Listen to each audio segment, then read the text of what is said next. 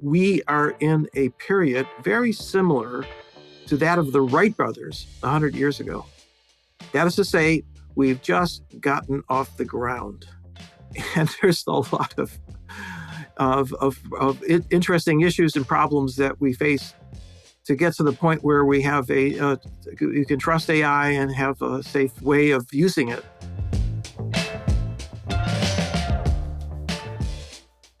Hi, Terry. Thank you for joining me on the show. Hi, Richie. Great to be here. Since today we're going to be talking a bit about the past of AI and also its future, I want to start with talking about where we are now. So what are the most exciting cutting-edge things you've seen from AI at the moment? Well, AI seems to have something exciting happening every couple days. So it's hard to say which is the most exciting. But to put everything in perspective, we're going through this very rapid period of development, and it's hard to predict where it's heading. Very hard to predict. But there's something that I think will put this in perspective, which is that I think we are in a period very similar to that of the Wright brothers 100 years ago. That is to say, we've just gotten off the ground. And there's a lot of interesting issues and problems that we face to get to the point where we have you can trust AI and have a safe way of using it. By the way, I read a biography of the Wright brothers, very, very thoughtful. And one thing I learned was that their first flight, they crashed and burned many times, right? But they did. The first flight was reached a level of 10 feet and traveled 100 feet. Now, it took a long time for them to go from that to something that was controllable. That was the most difficult problem, is how you could make a reliable turn, for example. And that AI is going through exactly the same kind of teething problems, right? How do you make it reliable? How do you regulate it? This is all part of technology development that has happened over and over and over again. Okay, I mean, that's quite a strong analogy, saying it's like the Wright brothers moment where we had the first flight, because that was just such a huge moment for humanity. But at the same time, that also makes it sound kind of unimpressive. They only flew 10 feet high and for 100 feet and no turns. But yeah, I suppose it shows the power of what's to come. Right. Yeah, exciting things in the future, but maybe we'll talk about the past first. So, I mean, artificial intelligence, I think the term was coined like 60 years ago. I know you've not been working in the field quite that long, but can you talk us through some of the major developments that you think have got us to this point? AI, when it was first developed, used computers that by today's standards are like watches, or actually not even as powerful as watches, right? They took up whole rooms, vacuum tubes, and the only thing they could do well was logic. And so AI tried to develop the right programs using logic and rules and symbol processing to try to replicate human intelligence. And I think it's fair to say that they vastly underestimated the complexity of that problem. So the real advance that, in my mind, that made modern AI possible was learning. So, in the early days, you had to write a program and take into account every possible complexity or detail that could possibly happen, which, of course, mushroomed combinatorically. But if you can learn from examples, then all you need to do is have more and more data. And so learning algorithms for neural networks were developed in the 80s, which overcame some of the early limitations.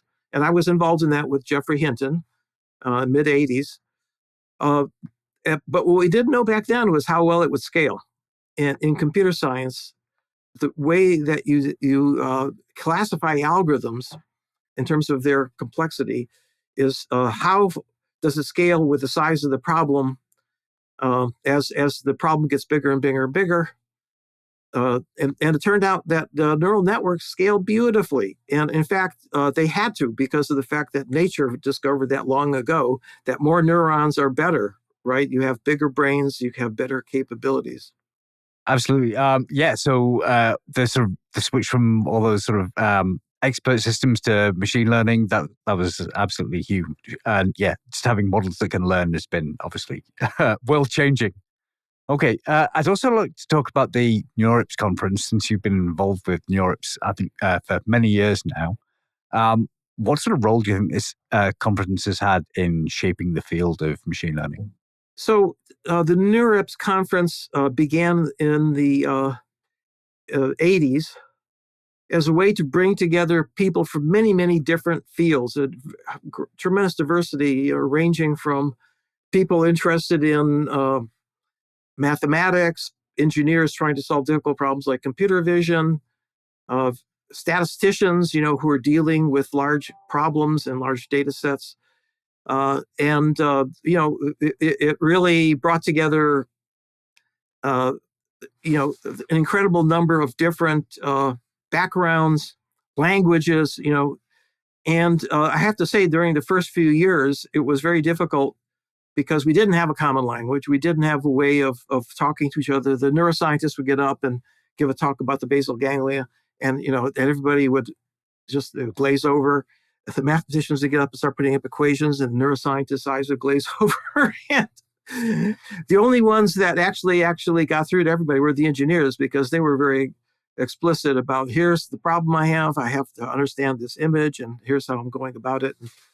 But overall, over the last, I think we're having the 38th conference coming up in December, that community came together over decades and developed a real common interest in what now, in retrospect, is how you do computing in high-dimensional spaces. High dimensions in terms of the number of parameters, if you're a statistician, high dimensional in terms of the data sets that you need in order to be able to tweak those parameters. And like I say, nature was there ahead of us, right? We have 1 billion synapses. Those are parameters in our brains. And we use those every day to deal with the complexity of the world. And that's what it takes. And that's what it took. Absolutely. So it is interesting how there's a lot of overlaps between natural intelligence and artificial intelligence, but you're saying there's like different groups of experts who just couldn't talk to each other for a very long time. So I'm glad that, actually, has it got better? Like, are the AI people able to talk to the neuroscientists these days? Is there a better flow of communication? There's a whole new field called Neuro AI, and next month I'll be going to a meeting sponsored by NIH. This is exploding. So back in the 20th century, the AI person would come to the neuroscientist and say, look, we know that intelligence is manipulating symbols. You should look for symbols in the brain. And the neuroscientist say, what do they look like? There was no connection there. Well, now that we have a basic architecture, which is a very simplified version of the brain, it's far, far simpler in terms of the complexity of the units and the synapses. But nonetheless, the architecture is massively parallel. A lot of highly interconnected units and learning, right? So the basic principles are there. And now they can talk to each other. And so it's really exciting to see that happening, because I'm actually right at the middle of that. My training was in physics.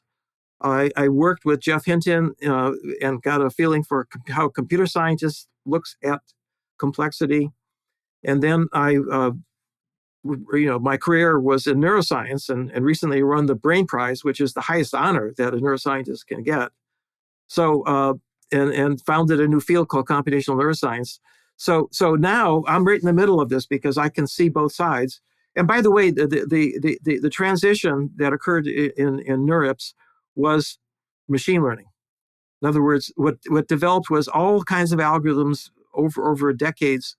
And I contributed to that too, independent component analysis. But there were graphical models, support vector machines. There were it was really exciting, because these were all algorithms that really were helping all these fields analyze their data, and really was an explosion, right? That without data you can't do any learning. So as the data became available, we had the algorithms, and we could really take advantage of them. That's very cool. And certainly something like support vector machines is a standard tool for any machine learning scientist or machine learning engineer. And so the fact that that's so commonplace and that kind of was born out of the whole NeurIPS thing. And that's pretty impressive stuff. One thing I'd like to talk about is it seems who is doing work in AI seems to have changed a bit. Like I think historically AI was very much an academic research field, but these days a lot of the big news is coming out of technology companies. Why do you think that's happened? Or in fact, do you believe that's happened, that there's been a shift? Yes and no.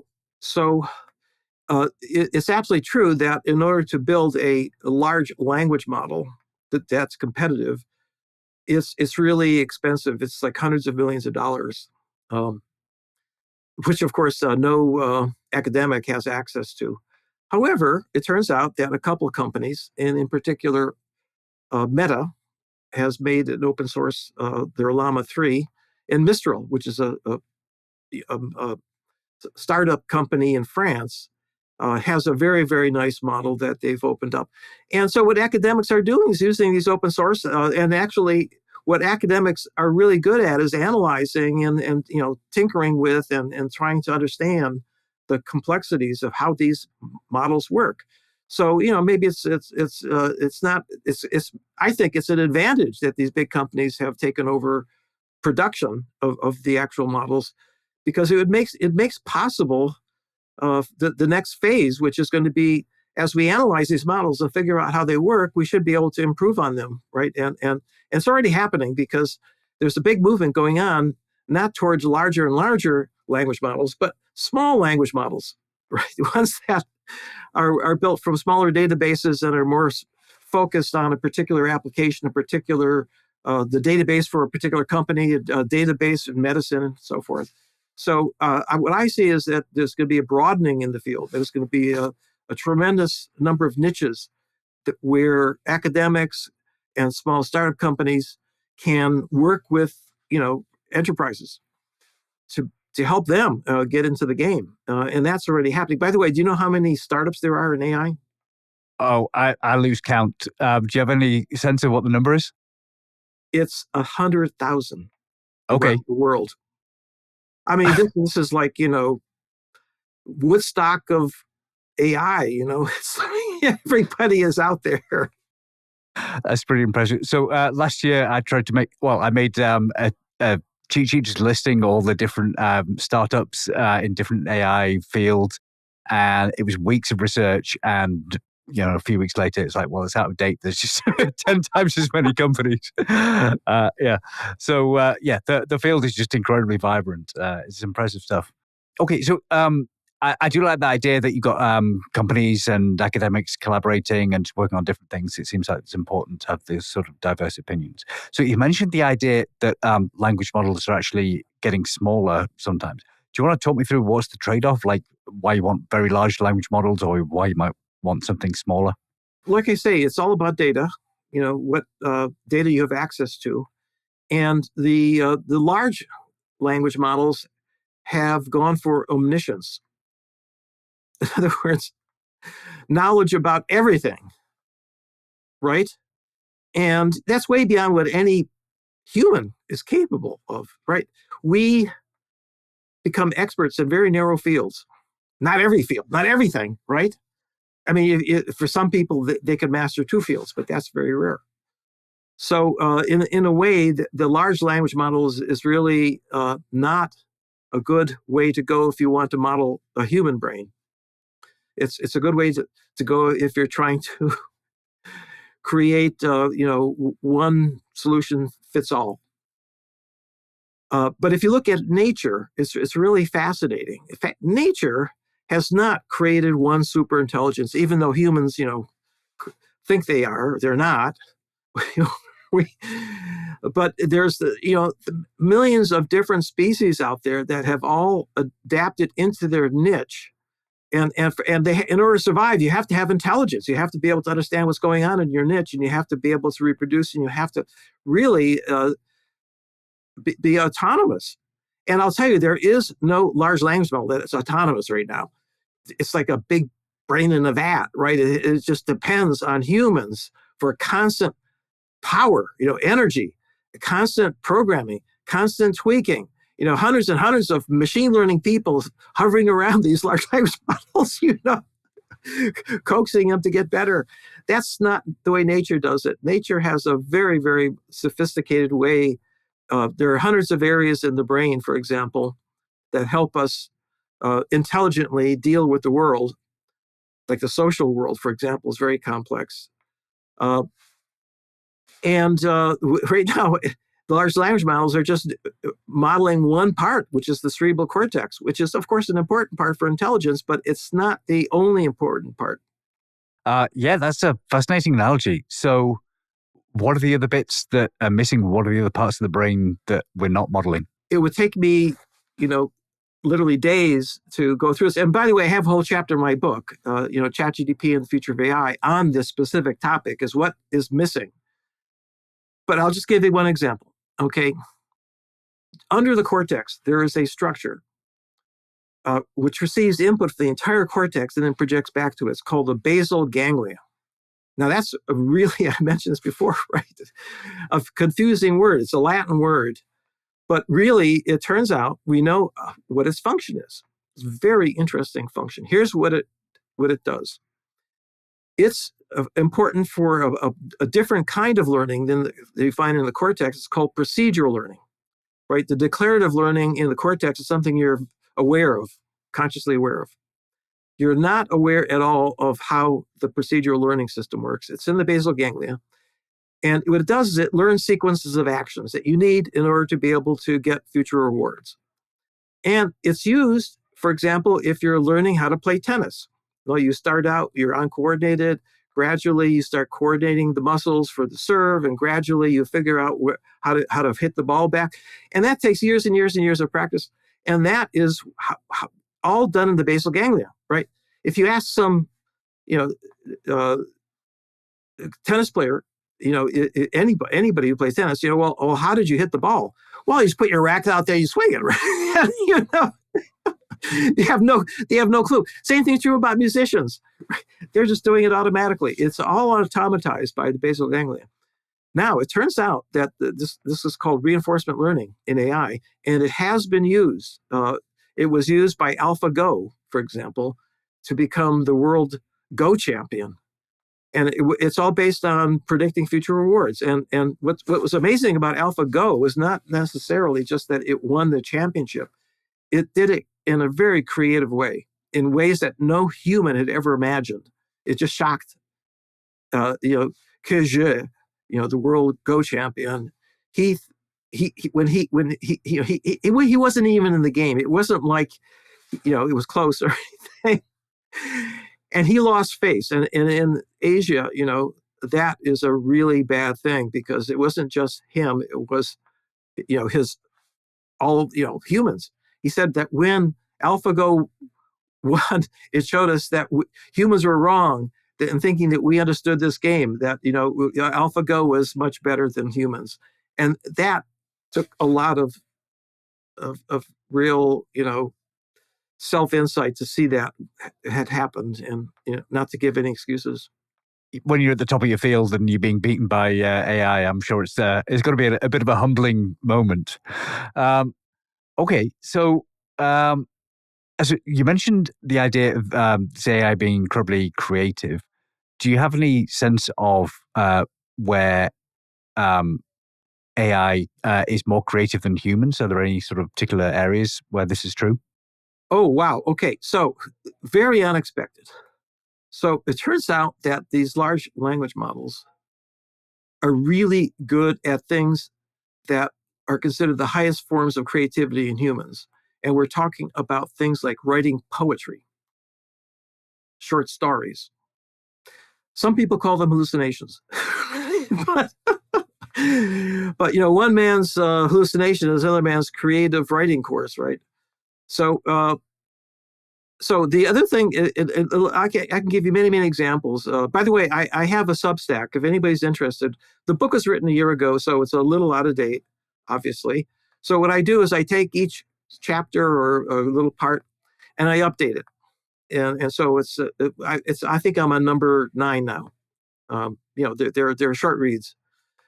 But one of the most amazing things I came across was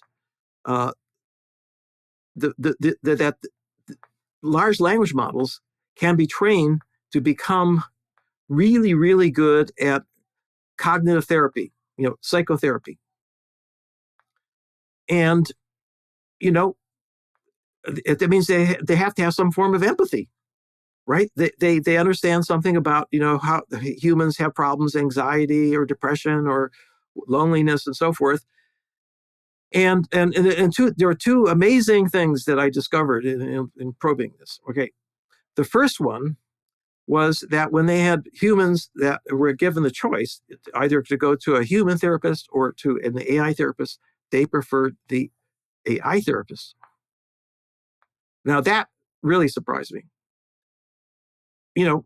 Why would you do that? Well, in probing further, here's why. It turns out that they felt that they could be much more open and unburden themselves with an AI than with a human who's going to judge them, right? And feel, this person is going to think I'm a real clod or, worse.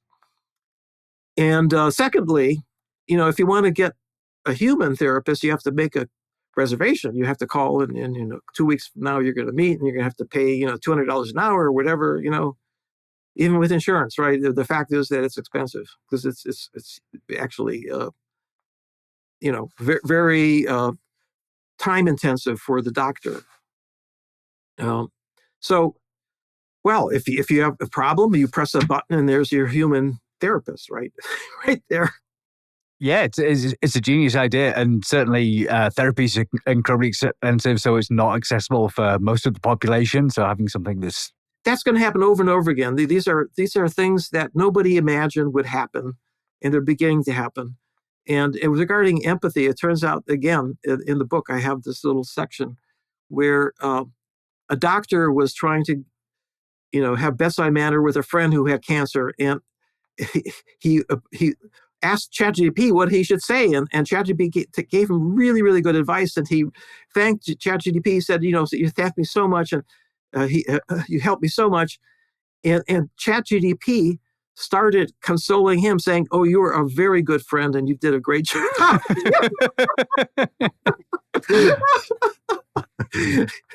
There you go with empathy, right? I never would have guessed that. I guess when you're in the moment, it can be very difficult to work out what to say. And there've been thousands of conversations, or well, probably millions of conversations on this in the past. And by the way, doctors, my wife is a physician. They're given no training on empathy. Huh. Okay, that seems like an important omission in the curriculum. Well, some doctors are good at it naturally, and others aren't. And but it's something that can be trained. It's just that it has to be done, with a good instructor.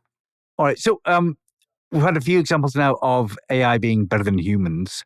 And I guess a lot of the prominent AI startups have expressed a desire to create artificial general intelligence, which I guess the whole idea is that AI is better than humans everywhere. But first of all, do you want to tell me, what does AGI mean to you? It's interesting because I have not seen a good definition of what it is. So whatever, it's like pornography. I guess it's, when you see it. It's like, and by the way, one of the things that's been revealed by these large language models is that experts don't know what they're talking about when they use words like understanding, intelligence. They can't. For example, there's a big rift in the community. Do these large language models understand language? And half of them say yes and half of them say no. I mean, how could that be? They're experts, right? Well, it shows you that the word intelligence is not very well defined. And some people emphasize some aspects and others other. So, it's not really, I think, a good goal. In fact, okay, so again, I have a chapter on this, so you can go in and check it out. But there's so many things that are missing. Like for example, autonomy, right? I brought that up. That's part of intelligence, being autonomous, making decisions in the world that allow you to survive and to thrive and reproduce. And that's not really taken into account at all. Even if you build a robot, it's not going to be autonomous. It's being programmed in some way. And so here, I'll just give you an example. Okay, one example. Okay, two examples. These large language models don't have goals, right? Well, humans have goals, survival, right? We have a goal, you're hungry, you eat. We have them all built in. And self-protection. All of these things are going to have to be added, right? If you want to have a art of AGI of some sort. Okay, that's one thing. Okay, here's another thing. So what happens when you're all by yourself and you're planning ahead what you're going to do the next day, right? Well, okay, that's called self-generative function of the brain. It is self-generating thoughts. What happens when you turn a large language model, you eliminate the input to a large language model? What happens? Nothing. It shuts down. No self-generative thinking at all, right? If you want to have intelligence, general intelligence, at least it should have this sort of self-reflection, self-thought, planning, right? There is none there. These are very interesting ideas. It feels like they're going to have big consequences. So what happens if you make AI completely autonomous? It's going to get a lot cheaper, right? It'll run itself. You don't have to coddle it. And it's going to have much less, take much less energy. So you're going to need a much more advanced technology. And that will happen. That's how all technologies develop, is that they get cheaper and cheaper and cheaper. And we already have the technology. The fundamentals were actually introduced by Carver Mead in 1980s. That's when I was getting off the ground with my career. And it's called neuromorphic engineering. And what it does is it turns out that the biophysics of neurons, the ions going in and out and action potentials, that you can replicate all of that in silicon at threshold. At threshold, it's very, very low power. And you can cram, billions and billions of these very simple biophysical circuits that only take milliwatts, right? Not hundreds of watts, but milliwatts. So eventually, that is going to be the way AI is delivered to the edge devices in the world. At that point, you will then be able to have autonomous creatures that actually do have a little bit more going for them in terms of onboard processing. Okay, yeah, I can certainly see how you want much lower power requirements in order to have something that can be autonomous, because it can't just run in a data center at that point. All right. Are there any ethical implications to creating this sort of AGI? You bet. Okay.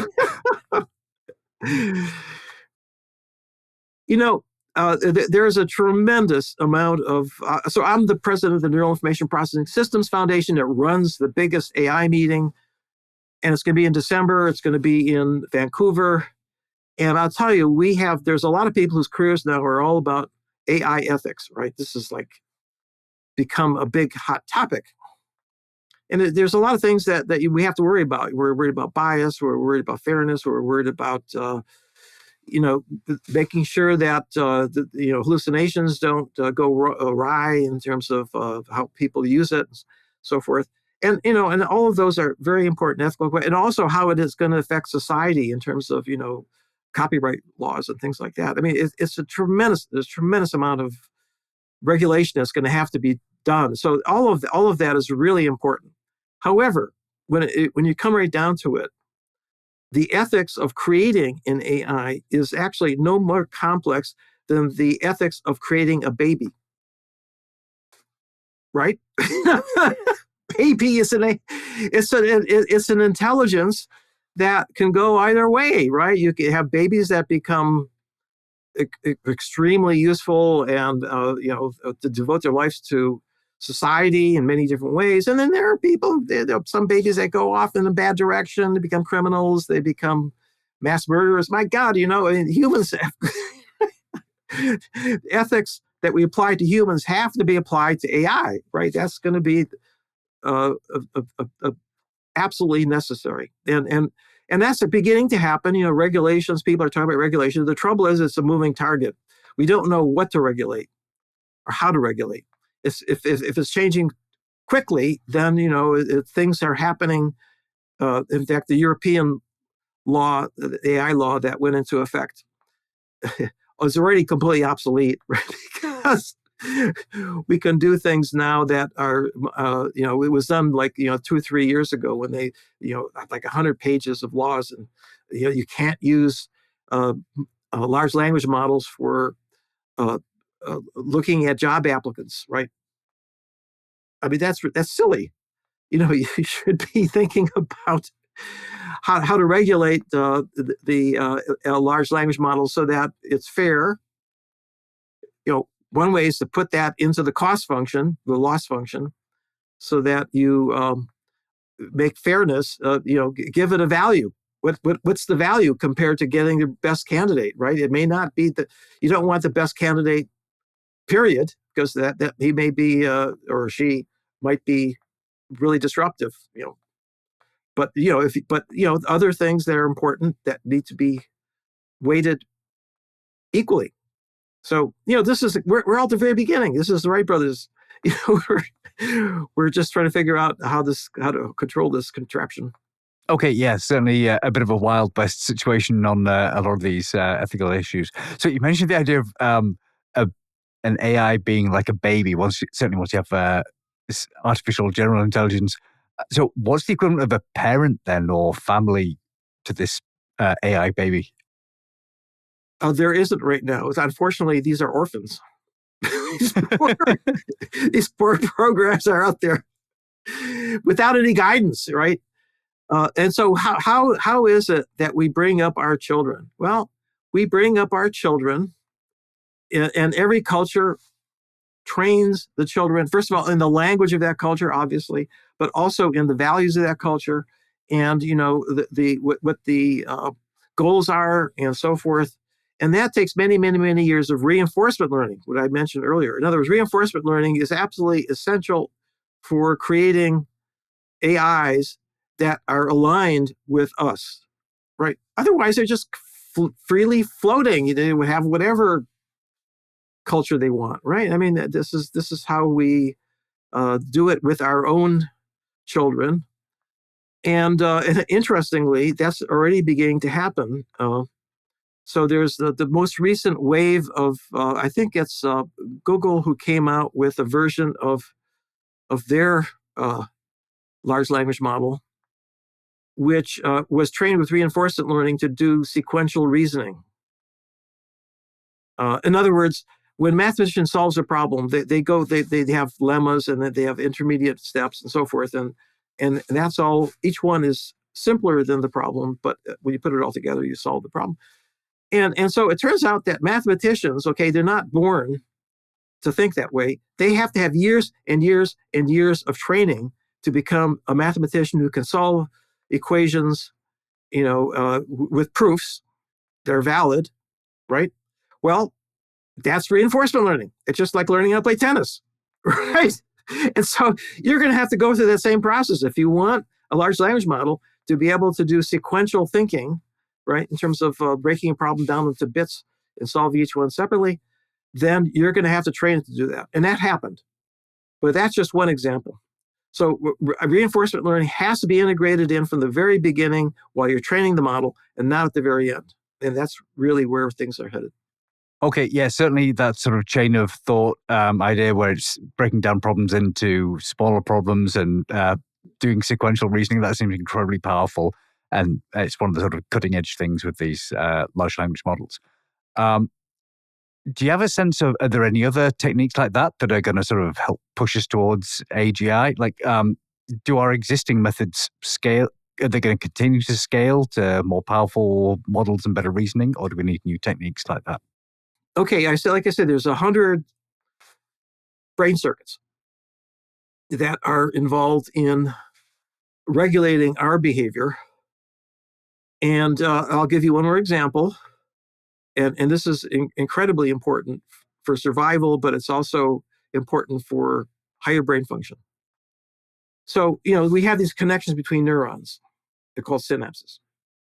And, they're some are excitatory, positive, some are inhibitory, negative. And we have weights that are positive and negative, just like in the brain. However, in addition, in the brain, we have what are called neuromodulators. What's a neuromodulator? Well, neuromodulator itself is not the main signal. What it's doing, that's to say, excitatory, inhibitory, its main purpose is to regulate the other signals, to amplify them, suppress them. And it does that in a global way. A single neuron, like for example, in the basal forebrain, there's these cholinergic neurons. This is all gobbledygook, right? But there are these neurons with a particular transmitter that then go throughout the cortical mantle. And those are important for attention. There's another set of neurons in the brainstem called dopamine neurons, which project broadly into the basal ganglia and the cortex, and that regulates learning. Now, why are these two things important? Well, attention is important because you don't remember something you don't attend, first of all. So it's really important for long-term memory. And the dopamine signal is important for your procedural learning in the basal ganglia, right? And those two neuromodulatory signals are not found in any large language model, right? It's really that's a huge control structure that the brain has. And by the way, there are dozens and dozens of neuromodulators, and they're important for social cognition, for example, serotonin. Look, there's so much that's left out of these large language models that, we're just at the beginning. This is Wright brothers here, right? We're just getting off the ground. That is an intriguing idea, the idea of having AI that has a dopamine circuit or a serotonin circuit and gets joy from certain activities. Yeah, why not? Why can't large language models have joy, right? We should the emotion should be part of the organizing principle of the way that we create. Really, what if intelligence? What I'm saying is multidimensional. Intelligence is a spectrum in terms of in someday. Okay, here's a prediction from the book. Every object that you deal with every day, not just your computer, but a clock. You're going to be able to talk to your clock. Now, you don't need a lot of intelligence to be a clock, but set my alarm for 7 a.m. tomorrow morning. Got it, Roger. And we're going to have a spectrum of intelligence, which is going to be used in every aspect of our lives, and every company. When you call up for information, a company, you can ask any question, and then you'll get answers that are much better than we're getting now. I mean, we still have these trees. You call the company, and it gives you 5 options, and you go down the tree, and at the very end, you wasted 5 minutes. You haven't gotten a human. This is so, retro. I mean, it's really now that we have. Okay, yeah. Here's another prediction. Okay, when's the last time you used a typewriter? Oh man, it's decades. Many decades. They're in museums, right? But you're still using a keyboard. That's true. Why? Well, it's because the only way we can communicate with a computer is through our keyboard. That's going to change. You're going to talk to your computer. Your computer's going to talk back, right? You won't need a keyboard. Okay, so that's one prediction I'm not so sure about because, well, if you're in an open plan office, talking to your computer is going to be awful for your colleagues. But otherwise, yeah, I agree. There are definitely some uses for it. Well, this is all, this is a prediction that is, it's not going to happen just like I said it is, but there will be a way to communicate that is going to be personal. That some technology will be developed to do that. Absolutely certain of that. Yes, definitely. Yes, certainly personalization is going to be a bigger thing in the near future. Actually, do you have any examples of how personalization might be useful? Yes, I think that, in fact, this is something I was asked a question after a lecture, what's the killer app in AI? That's like Lotus was for personal computers, right? Spreadsheets. Uh, and I hadn't thought of through, but now it's pretty clear that the killer app for AI is going to be education. So it's well known that the best way to educate a child is to have a tutor who understands that child personally and can help it get over mental blocks, or specifically that the child is having trouble with something. But it's very, very costly. There's human labor involved in that, which is very costly. However, if you have an AI that actually can keep track of that kid and give it advice and serve as a mentor, wow, every child in the world, every child, no matter whether you're here in the US and you're wealthy or whether you're dirt poor in Africa, will have access to a personal tutor, which will help them navigate through life, teach them things, help give them advice. I think that is going to be ultimately the way that we're going to be able to improve society and get out of this endless cycle of having wars and terrible, terrible, society problems with homelessness and so forth. I mean, this is really, I think, the future. If we get there, right? It's not clear.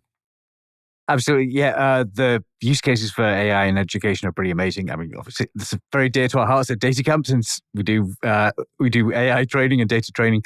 Yeah, and there are limits to what you can do at the moment. 'Cause it's like, well, most of our examples are around things that a lot of people care about, business use cases. But if you care about, like, if you're super into like frogs or something, then we can't do a course on on the data analysis for frogs, because there's just not much of a market for it. But if you can create it cheaper with AI, then it's possible. Right? Yeah. Yeah. Okay. So to come back to the theme of autonomy, one of the big sort of hyped use cases recently has been around AI agents. So how do you see AI agents taking off? Because they're only in their very early stages at the moment. A lot of our thinking has been formed by science fiction movies. And the average person, thinks that the future is going to be like the Terminator, right?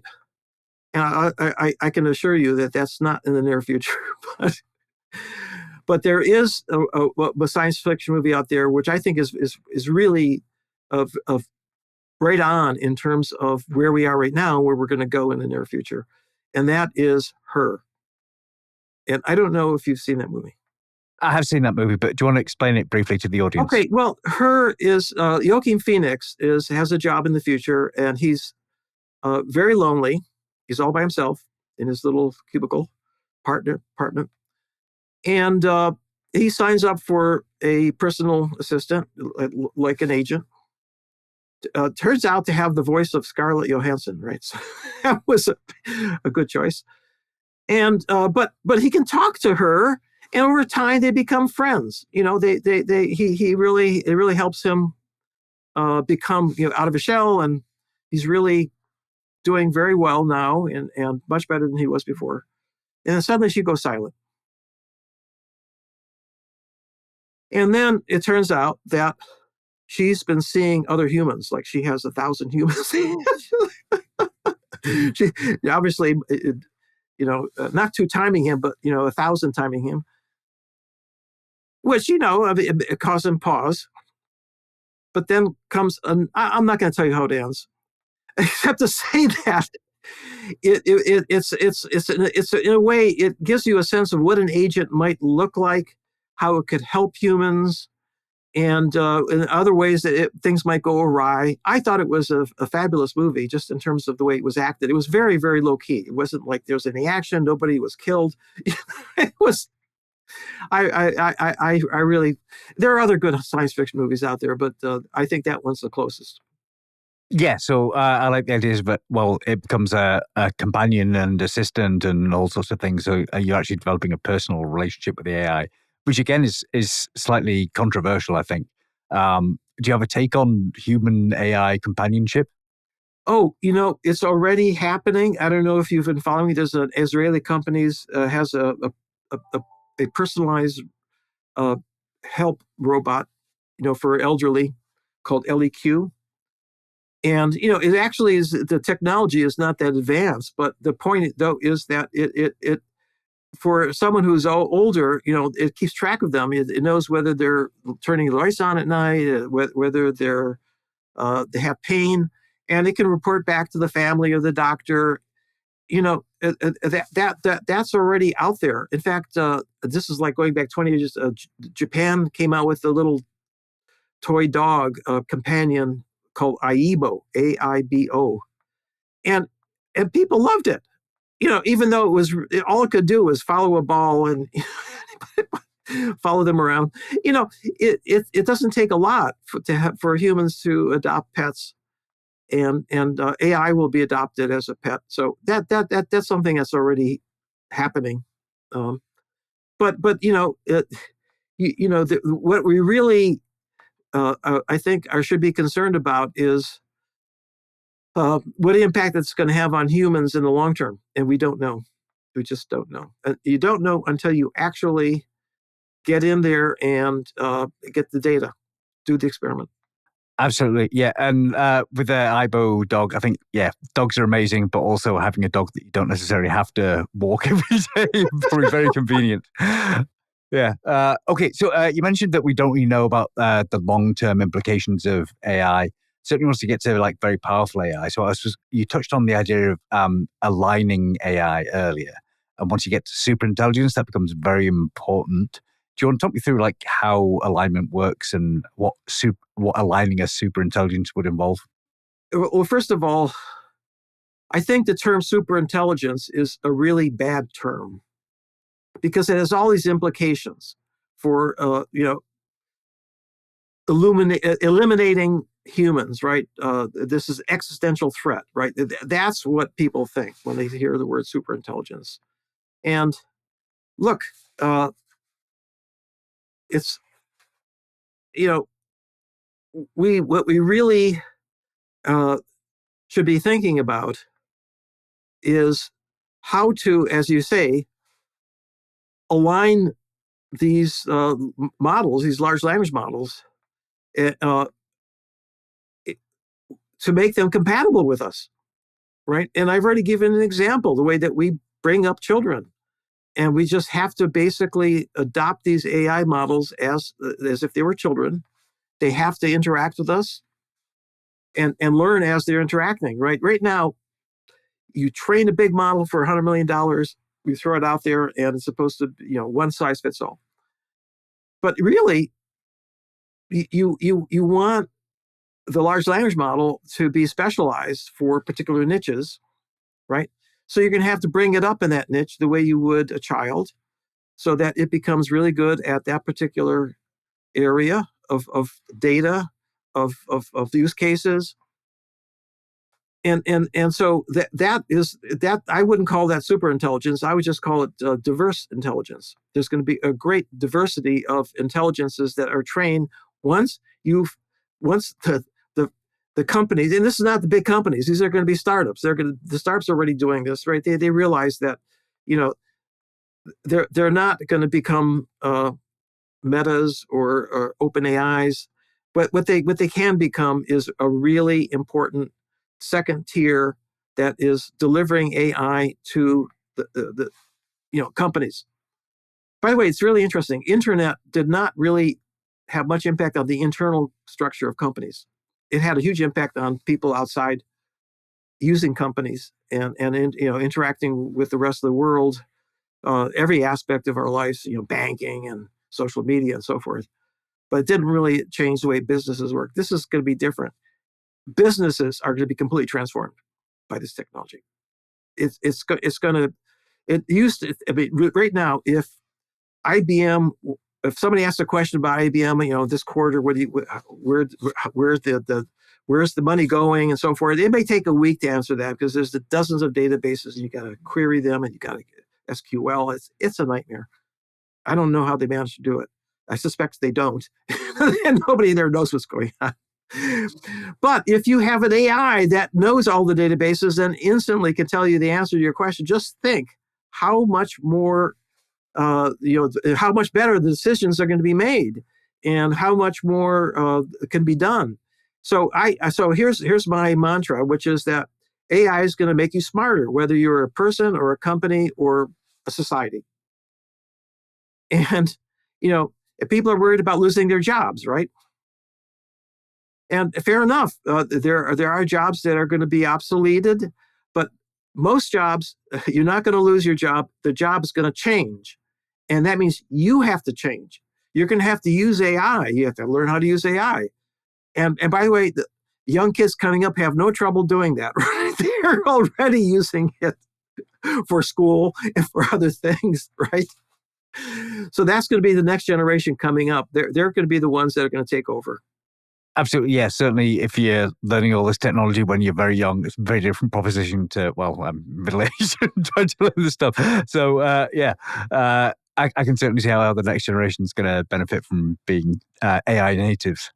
Okay, so we started that on angle on superintelligence, and one of the big sort of risks is, the problems from superintelligence. People have talked about things right up to extinction of humans and things like that, and so the probability of this happening is widely known as like the P-doom number. Now, your collaborator Geoff Hinton, when he was like, what's the probability of superintelligence destroying the world? He put it at 0.5, so 50-50 chance of superintelligence murdering us all.